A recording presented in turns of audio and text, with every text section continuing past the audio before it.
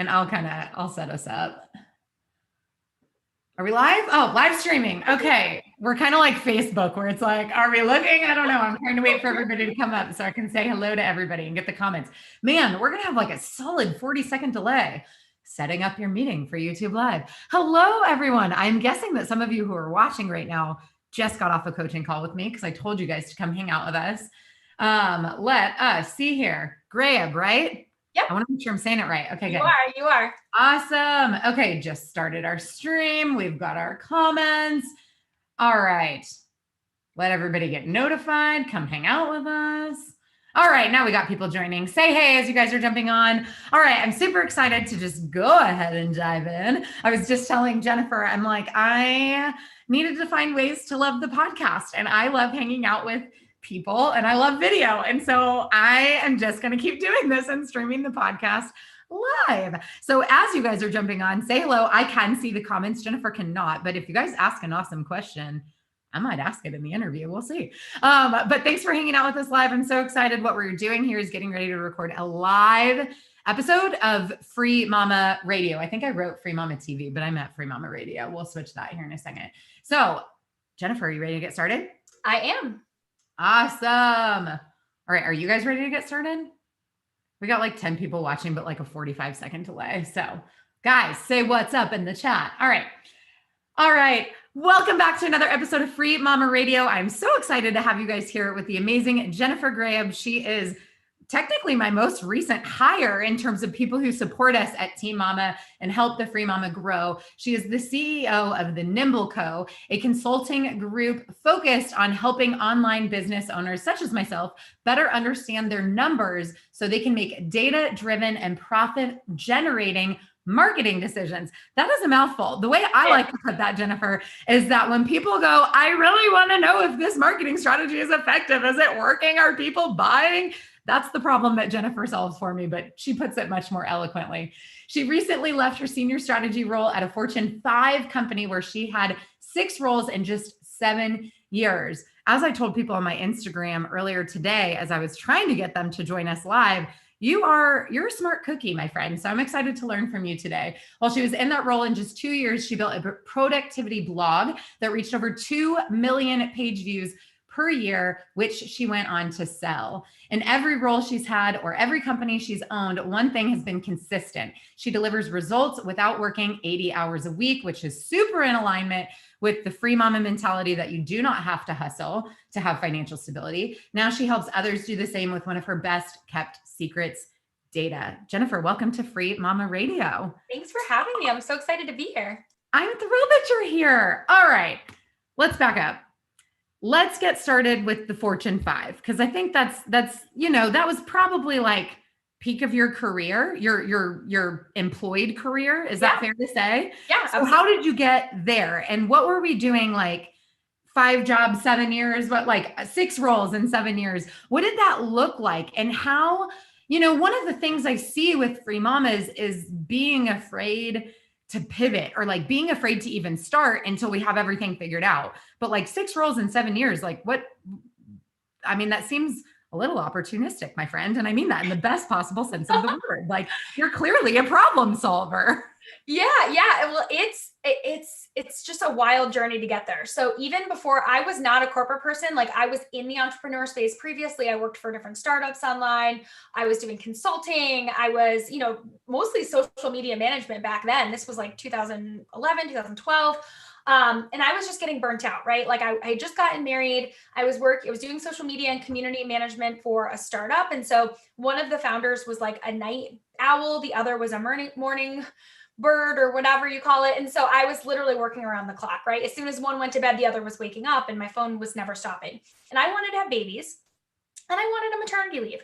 So I was like, I'm going to go to corporate, right? I'm going to get this awesome cubicle set up, and I'm just going to coast and just pop out some kids and then go back to this business world, right? And so, but that's not me. I'm a high achiever. Like, if I get somewhere, I want to be the best at it. And so it was a completely dumb luck with a little bit of expertise that got me in the door at this Fortune 5 company. At the time, they were a lot smaller. Through a series of acquisitions that we made and then ultimately were acquired, is what kind of got us up higher. I think it was a Fortune 50 when I started and a Fortune 5 when I left. So I took an HR job. It was a community management within HR. So anybody that took a course, like a learning course, it was like engaging them to make sure they actually kind of stuck with the learning. And I was like, yeah, I can do that. Now I live in Connecticut. There's not a ton of social media people here at the time back in, 2012. Plus, I had health insurance license at the time. I had this weird background that just made me like uniquely perfect for this role. So I got in knowing nothing really about corporate, knowing nothing about what I was doing outside of like the community building skill. Got in and I heard there was this thing called the top 200. And I was like, well, I want to be a top 200, right? It was like the top 200 leaders in the company. So all of a sudden I became obsessed with HR. I started learning a lot about learning and performance development and all the things. Fast forward, I just kept, my goal was always learning. What can I learn? How can I solve problems? How can I add value? Kept getting promoted really, really quickly. I had my eye on this one particular prize of a role, had my 2 kids, was doing all the things, got to like almost the dream job and realized it was not at all what I wanted. Like I was watching these women around me. One of my mentors actually got cancer and passed away. Like I was watching these other women that I'd listen to their kids crying in the background while they're trying to get their work done and having to like live out of a suitcase be on airplanes all the time. And I'm like, this is not at all what I thought it was going to be, right? I thought I was working this hard to get up top so that I had all this freedom and this money and this life. That was not at all the case. And so I was overworking myself. My thyroid, I have 𝘰𝘰𝘸𝘦𝘳. So my thyroid actually started to die. And I went to the doctor's office and he was like half your thyroid is dead. Like, my hair was falling out. I was having all these issues. And he's like, what is happening? And I'm like, I've got to do something. So at this time, like I had other businesses, which I had sold. I was doing nothing online. So I kind of got into a networking group, right? I invested in a coach. I got in a networking group and I found one client. And so I started doing some operations work with her and I was like, wow, it would be really nice to be able to quit my job and just do this.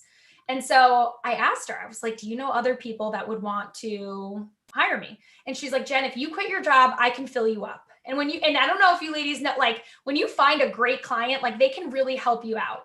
And so, and I was over delivering, I was doing a ton of work for her. And so she was like, so anyway, this was like January, I started working with her. By March, I was like, you know what? I'm going to take you up on your offer. Introduce me to a couple friends. She got me 4 clients, literally four of her friends were like, I will hire you right now if you give your job notice. I gave my job notice in March. My last day was June 8th. I was fully booked out by the day I left my corporate job.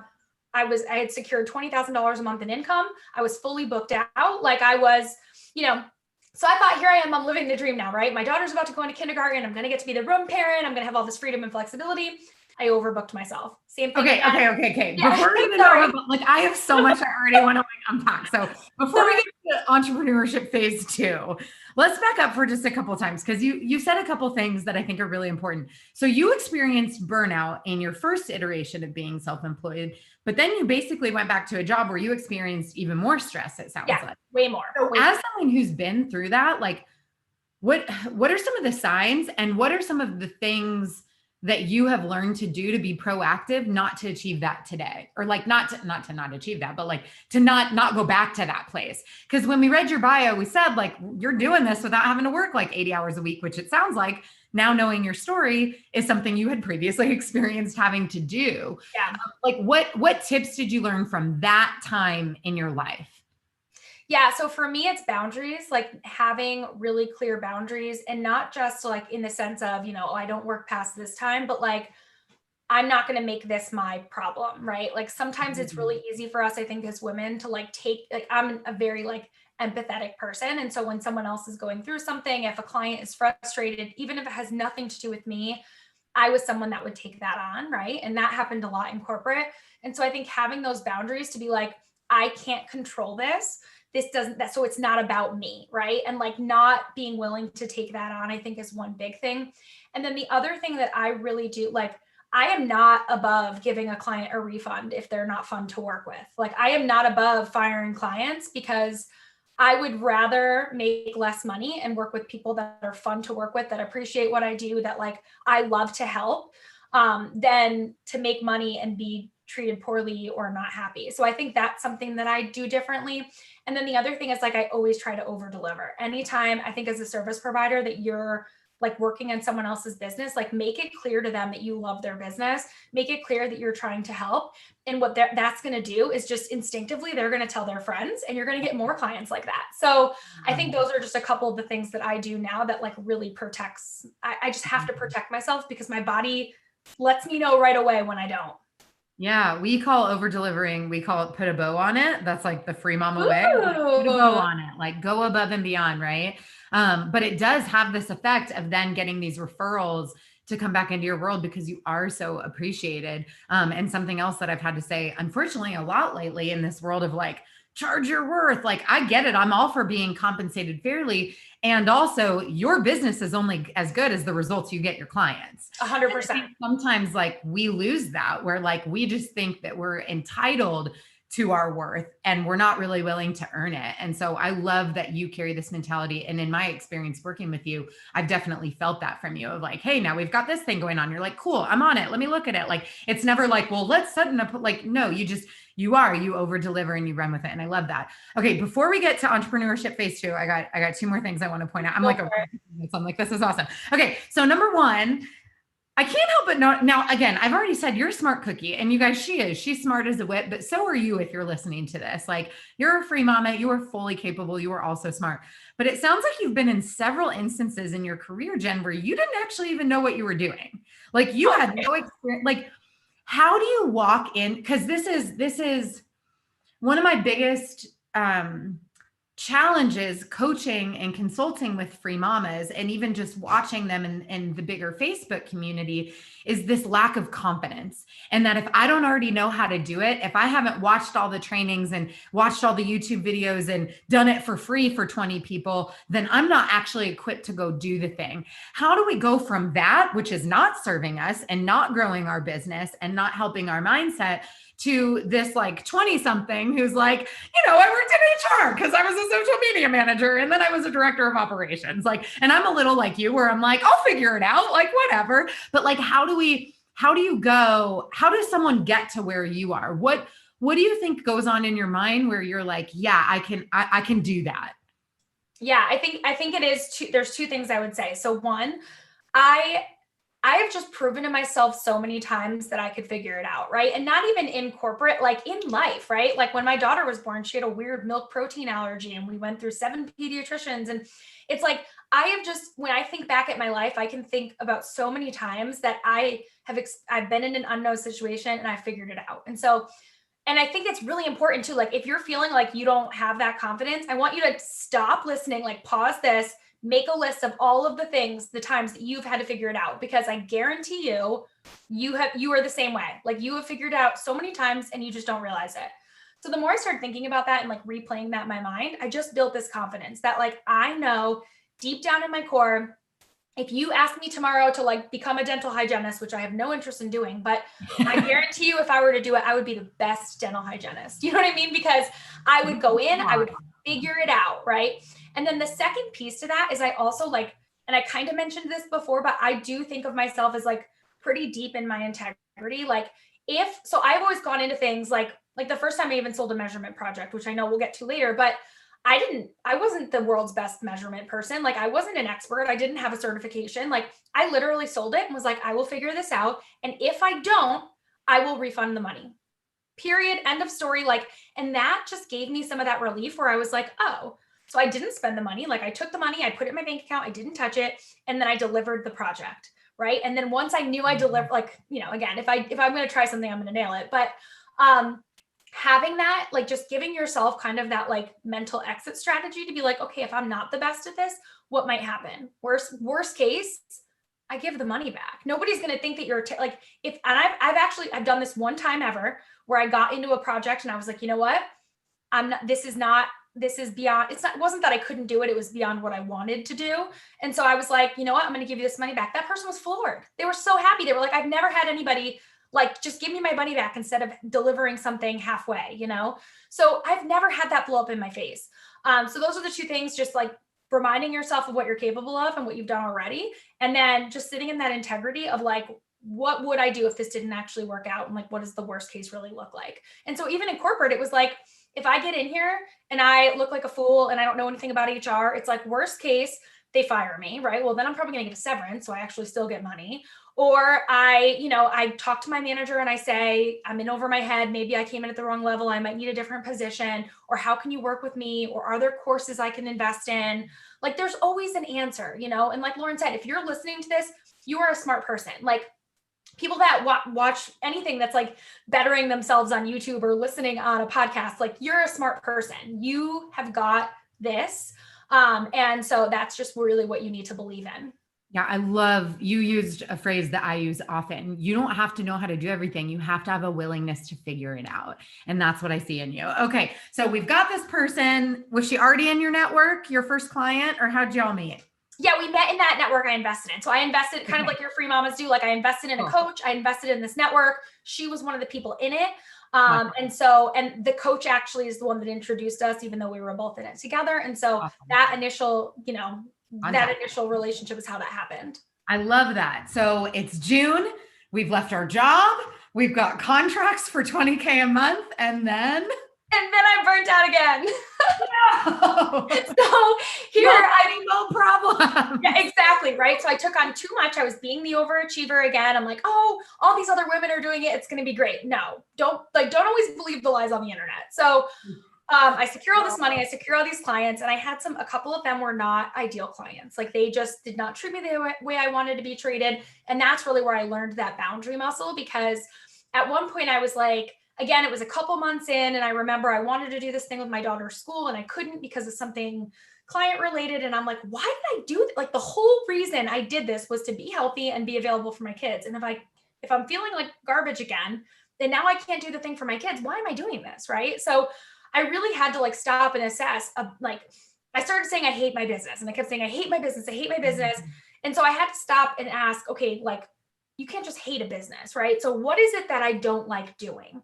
And I started to go through that, and I started realizing what I like to spend my time on and the kinds of client work that light me up, and then what I don't. And for me, a lot of the things that I like are project based. Like, I do have some retainer clients like you. Like, if there's someone who's like a unicorn that I love working with, that I'm like, I believe so much in what they're doing, like, but I will always want that to be my choice. I never want to feel like I'm like stuck, So I built a model that allows me to do projects. And I think a lot of people feel like the only way you can have a reliable business is through recurring revenue and having retainer clients. And that is just not true. Like, there are ways you can structure your business to work on projects. It's just a matter of figuring out what you like. I have friends that are the opposite. They're like, I hate projects. Like, I want to be in someone's business. I want to be in it for the long term. So, but I think, like, again, with me, I spend a lot of time thinking about what it is that I'm experiencing. How is this impacting me? What do I like? What do I not like? And so I have not burnt out since then. Like, that was the last burnout of my story. I actually let go of some clients that were not in alignment with kind of how I wanted to be treated. I started to reframe my offers. I found that I was doing like general kind of director of operations work, and I didn't love that ongoing work. I am someone, I always say, like, I love to build the platform for the train station and like make the initial schedule, but I don't want to manage the trains, like, I want to get in and get out. So I started, in being behind the scenes, I started to notice a lot of trends with data, and I would see these business owners make decisions without like actually bumping it up against the numbers. And so that's kind of how the measurement piece came about, because I would, I'd be trying to like tell them why I thought we should do something differently, but I needed something to back it up. Right. Yeah. So that's when I started getting into that world, and that's kind of how things started to change for me. Cool. Okay. So I want to again, kind of shine a spotlight on a couple of things that you do so beautifully, and a couple of things you said, so that everybody is really picking up these takeaways. Because it's one thing to be like, yeah, Jennifer is smart. She's so inspiring. Like, I love this story. But if you're not pulling out the pieces that make her amazing and her story awesome, you're not learning from this interview. So this will be obvious to some, but to others, like, I'm gonna bang you over the head with it so that you can really take it away. Number one, self-awareness is huge. The way that you got yourself out of the burnout perpetual cycle that you were on, both in any capacity in your life, it wasn't because of entrepreneurship. It was some sort of wiring that you kind of had, that you had to overcome, and you did it through self-awareness. We have to learn, especially as women, like, self-awareness, not beating yourself up. Like some women are so hard on themselves, and it's not about going the other way of being like super arrogant, like I'm amazing at everything. It's true self-awareness and asking yourself, what am I good at? Where am I lacking? And what do I want? And that's really what I mean, you didn't use those words, but that's what you did to go, cool, like this client isn't serving me. Like, I don't like this part of my service anymore. Like, this has to go. This needs to look like this. And then continuing to follow that path. The other word that you used a bunch of times, which I just basically, I bring in people to interview to prove my own points. This is fantastic. You use the word see. Like, when I was working with this client, I would see, or when I'm in this person's business, I would see. And I try to explain to free mamas, because a lot of them are new to this world. Like you guys haven't done this before. The challenge is that a lot of you get stuck in your own head, trying to figure everything out on your own with stuff you don't even have experience with. Whereas if you look at Jennifer's story, she's diving in going, I'm going to figure it out. And then she's making observations. She, not just with herself and her self-awareness about what you like, Jennifer, but you're going like, okay, cool. I kept seeing this problem was recurring and this thing kept showing up and I liked it. I wanted to do it. And that's now ultimately what's led you to your business today, where you're able to get in and get out with clients. And you've also developed some courses to be able to teach other people how to do the skill set that you've mastered. So what are we talking about? What are we doing now in your business? What are you known for? Yeah. So now I'm known for sales and marketing, attribution, or measurement. So like Lauren said earlier, break that down for me. Yeah. So I help people figure out the results of their activities, right? So like if you're running an online business or you're supporting someone that runs an online business, they're on Instagram, Facebook, YouTube, all the things, right? Clubhouse now. It's like every day there's a new way that you can be out there marketing yourself. And most people do not know which of those things is actually helping them grow their business. And so they're continuing to do them all. And in some cases, sure, that might make sense. But for others, if you're spending time and money on something, you need to know what you are getting back from that. And so that's what I help people do, is I help them understand that, because when you understand that, you can make different decisions and you can change your activities to really control your results, right? It's kind of like when someone talks about, oh, if I don't know, there's something with Facebook ads where people will be like, oh, I put $1 in and I can get $5 out. You want to know what that equation is for you, right? Like that when you're investing this amount of time or this amount of money in something, what are you getting out from that? And again, part of that is I'm driven by not wanting other people to be burning out either, right? Like there is a lot of pressure to do all the things. And I find more often than not that most of those things don't need to be done because and everybody's different, right? Like you might be rocking it on YouTube and someone else might go on YouTube and totally, flop.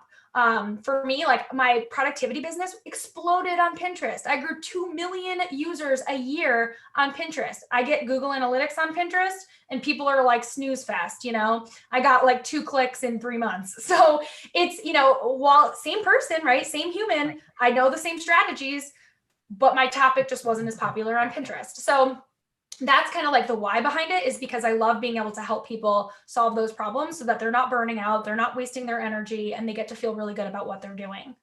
I love that. I love that. So everybody listening who's been here at Free Mama Radio before knows that we're all about action taking tips and motivation. So I want to hear from you. Can you break down 3 tips for getting started with data? So this is for anybody who's in a business who just went, oh my gosh, I'm trying to do all the things. I don't know what's working. Like if that's you, listen. Or if you're like, I like data, like I'm a social media manager, or like this seems like something that I could provide in my freelancing business. This is also for you.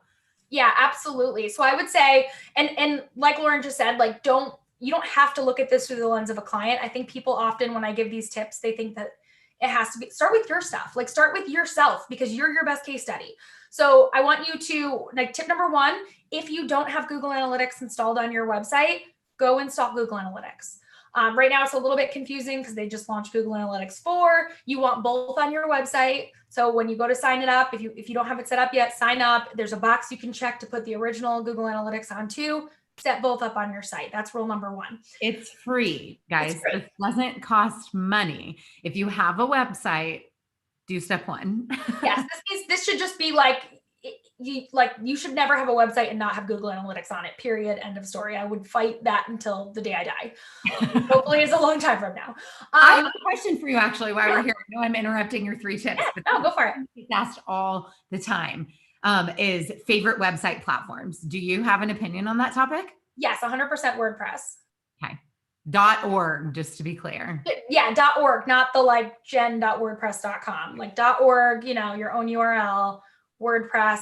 Lots of like Wix and Squarespace, and I understand it because the drag and drop feature and all of that, like it feels more it feels easier for someone who's new. But I say this in the 12-week program as well. Like it is the most comprehensive, robust option that you have.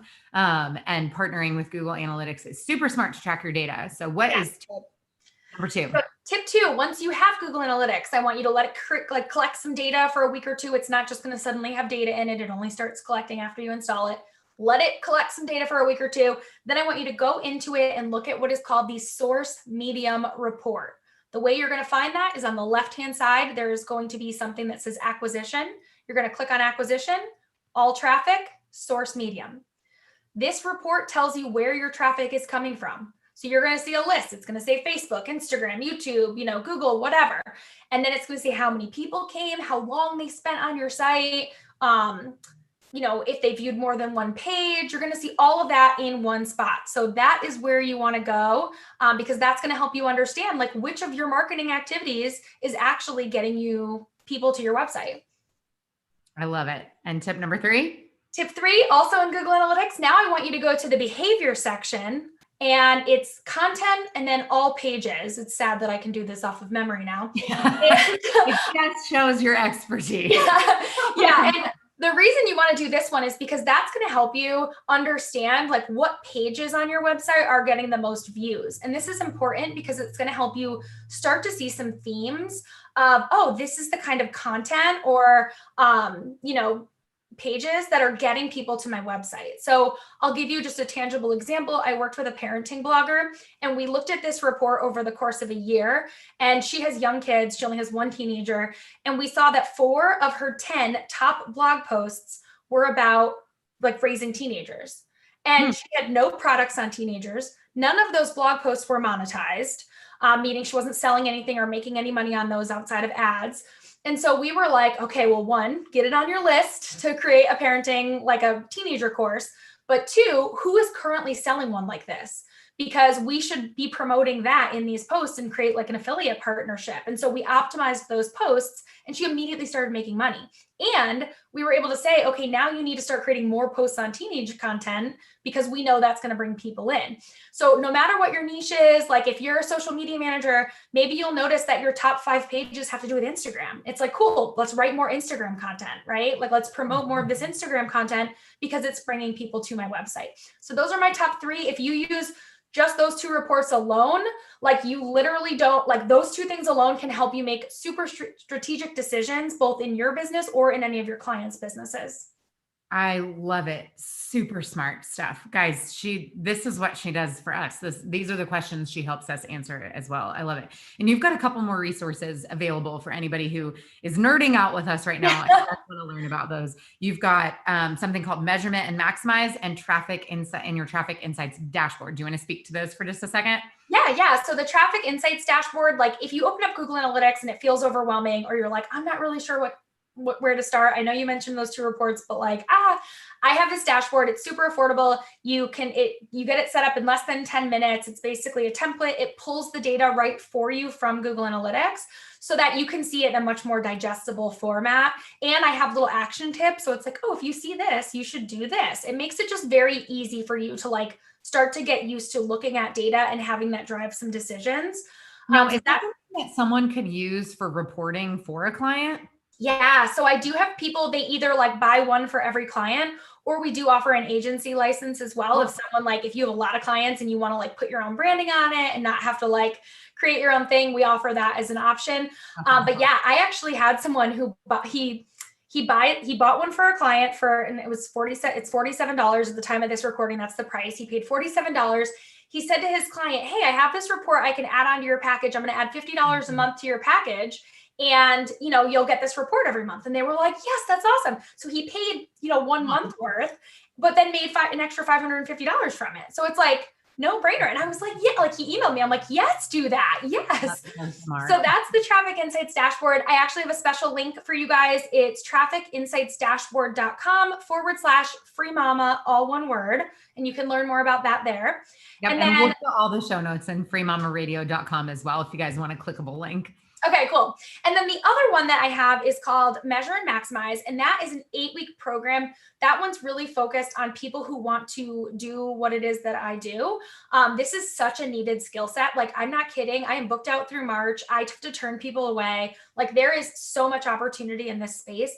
And I think regardless of if you're, a website designer, a social media manager, an operations person, a VA, like, so many different service providers can benefit from this skill set because we're the ones that get asked these questions first and foremost, right? Like, I'm sure Lauren was asking these questions of her team before she went looking for someone that could help, because that's just what happens. So this program, we actually break down, we help you get confident about numbers, and then we actually have you build 2 different dashboards. So you're walking away having actually produced some dashboards.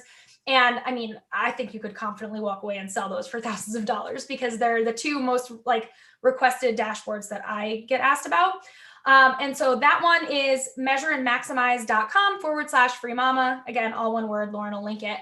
Yeah, those are the 2 kind of main offers that I have right now outside of working directly with me. That's amazing. And Jordan Taylor, who of course is my assistant on Team Mama, is going through the Measure and Maximize program right now so that she can continue to assist and help make decisions that are strategic on our team. Because if you guys are working with entrepreneurs who are in scale mode and serving a broad audience, these are the questions they're asking. And so Jennifer, I know that knowing this skill set and working in operations and then kind of identifying, hey, I kept noticing these things and now building a business off of it, and now being booked through March, what are some tips that you can give to people who are asking, like, oh, I don't know, like Lauren talks about retainers for stability, but I'm hearing Jennifer say it doesn't have to be that way. And of course, in this freelancing world, we always hear about like feast or famine, which I don't subscribe to, and clearly you don't either.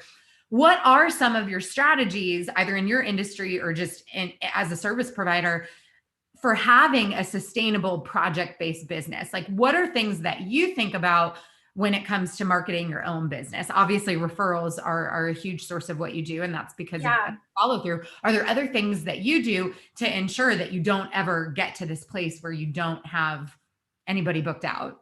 Yeah, 100%. So one thing I want to clarify is that while the bulk of my income does come from project-based work, I do have like a couple of small retainer clients, right? So I do have some recurring income that's coming in every month based on that. So and I completely agree. Like, if you were to ask me from someone that's like in corporate wanting to leave, my 100% advice would be get recurring revenue, lock that in first, right? So there's that. I want to be clear. I also have multiple income streams. So it's the project work, it's the retainer work. And then I have this program now, right? So I have, we do launches of this program. I have the digital products. I get affiliate income, right? So I think it's really important, if you are going to try to lean towards a project model, to make sure that you have, well, I think this in general, that you should have a diverse income stream, just because I've seen, what happens, mainly because I came from the world of blogging where an algorithm change can destroy your business, right? So I just like the idea of having multiple streams. So there's that. And then also just like, I like numbers. So I will go into a spreadsheet and actually plan it out. And I'm a little bit of a risk taker. So I know, like, again, I just trust myself and that I'll figure it out. And so for me, I started getting more and more comfortable to the point that I just let go of one of my large retainer clients, because I got to the point where I was like, okay, consistently every month I am selling 2 projects.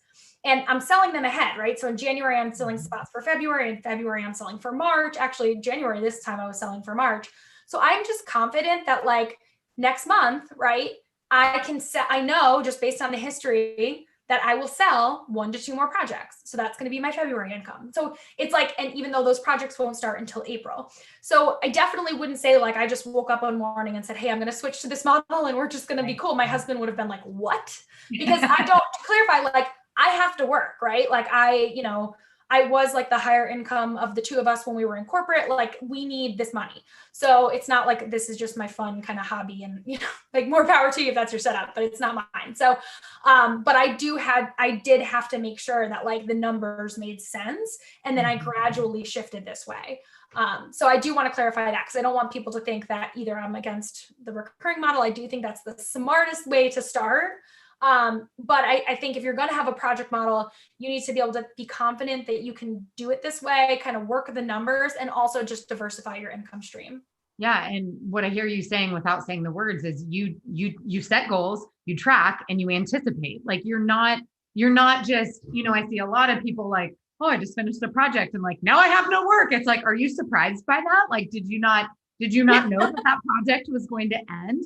And I think we don't know sometimes. And I actually had a coaching call this morning where we had this conversation of like, the best time to get a client is right after you just got a client. Your confidence is high, but a lot of people don't do that. A lot of people go, cool, now I'm going to go focus over here because I have all this project work to do. So I'm going to stop networking, and I'm not going to, like, you know, be talking to my network or meeting new people or getting visible online. I'm working on the project. And then all of a sudden we look up and the project's over and everyone's kind of forgot, you know, you're not, I don't want to say not relevant, but you're not top of mind. People have not been reminded of you. So they're not thinking about your services. So, you know, kind of anticipate and set these intentional goals. Yeah. So And oh, sorry. I would just one thing I would add there is like, it doesn't even need to be, because sometimes I think people are like, if you set a goal of like sign one new client a month, that can sound a little daunting, right? Because you're like, well, how am I going to find this client? What am I going to do to get the client? Set a goal of like one discovery call a week. Because that's a different thing, right? Like, if someone were to say, you have to figure out how to get a discovery call today, you could do it, right? So just 1 week, you're going to have one conversation a week with someone that could be a potential client. It takes the pressure off, but that's 4 calls a month, 4 opportunities a month to get a new client. So try, like, your goals don't always have to be like the outcome. It could be the thing before the thing, right? The discovery call is the thing before you actually sign the client. So make that your goal, because it's a little bit more, it's like a little bit less stressful than something. And then I am big on investing in coaching. Just to kind of like, one more thing I wanted to add is like how I market myself. A lot of it's through network. Like, I invest in good networks. I invest in good coaches. So I don't have a perfect answer of like, oh, I run Facebook ads and that's how I get clients. It's like, no, I invest in my people. Like, I invest to get in the room with people, so that I can get access to their networks, to get access to their brain, their support. I 1000% would not have gotten where I got to in corporate or in entrepreneurship, because even in corporate, I invested in mentors. Like, maybe it wasn't a financial investment because it's a different landscape, but I, you know, overachieved with them. I showed up early. I stayed late. Whatever I had to do to get in front of people, I did, because relationships can change the game for you in this space, not just with mentors, but with peers too. Yep. Just like what happened with your very first client while you were in your corporate gig and then left your job. I'm so glad that you said that, because people ask me often, you know, well, what Facebook groups are you networking in? And I'm like, I only show up in the groups I'm paying to be included in. Yeah. And it's exactly what you're saying. It's, you know, how can you invest to be in front of the people that you want to work with? And that's basically what you're saying. Like, there's nothing wrong with free Facebook groups, and I'm in several of them, but it's not where I put my time and energy. And so that's like anybody who's freelancing, but maybe you're like, gosh, I need higher paying clients, or I need clients who actually appreciate the work that I do. You might consider how do I get in front of those earners? How do I get in front of a 6-figure earner instead of somebody who's just starting their Etsy shop? Not that there's anything wrong with it, but they're going to pay premium prices, whereas someone who's just getting started doesn't have that income coming in. I'm so glad that they could hear that from you. All right, last question. You ready? Yep. All right, you already know this because you're familiar with the Free Mama. Our mission is to make sure that no mother has to choose between family and financial stability. Knowing that and everything we've talked about today, is there any last piece of advice that you think that our listeners should know as they embark on this beautiful Free Mama journey? Yeah, I would just reiterate what we've talked about. Trust yourself. Like, you are mama, you've got this, you've done hard things, you'll continue to do hard things. Never feel like you have to make a sacrifice like that doesn't feel personally in alignment with what you want for money, because I guarantee you there's a way you can make money, that same amount of money, if not more money, without having to feel that way. And if you're not sure how to do that, email Lauren, email me, email any other female that you see in this space that's giving advice like this, and we will help you, because we have to be there for each other, because this is possible for everybody, and you should not suffer alone ever. Oh, so good. I always say don't suffer in silence. So good. Okay, Jennifer, how can people connect with you? Where do you want them to hang out with you online? Yeah, I'm usually on Instagram, so it's at Jennifer Grayeb, which is Grayeb as in boy, or just thenimbleco.com is my website if that's easier to get the direct Instagram link. Awesome. And we'll put all these links and her handle and access to her resources and anything else we talked about in the show notes, of course, at FreeMamaRadio.com. So make sure you guys go there, subscribe, leave a review. If you guys liked this, we like to hear back from you. Like, if you enjoyed this, tell us that you enjoyed this. Take a screenshot wherever you're listening to your podcast, share it on Instagram, tag Jennifer, tag me at Lauren Golden Free Mama. And we'll probably, I know I'll reshare it. I bet Jennifer. I'll reshare it too. Yeah. Tell us your lessons learned, your biggest aha moment. Jen, thank you so much for being here with me today. I enjoyed having you. Thanks. I loved being here, and I love your people. So I'm so excited, and thank you so much for having me. Awesome. All right.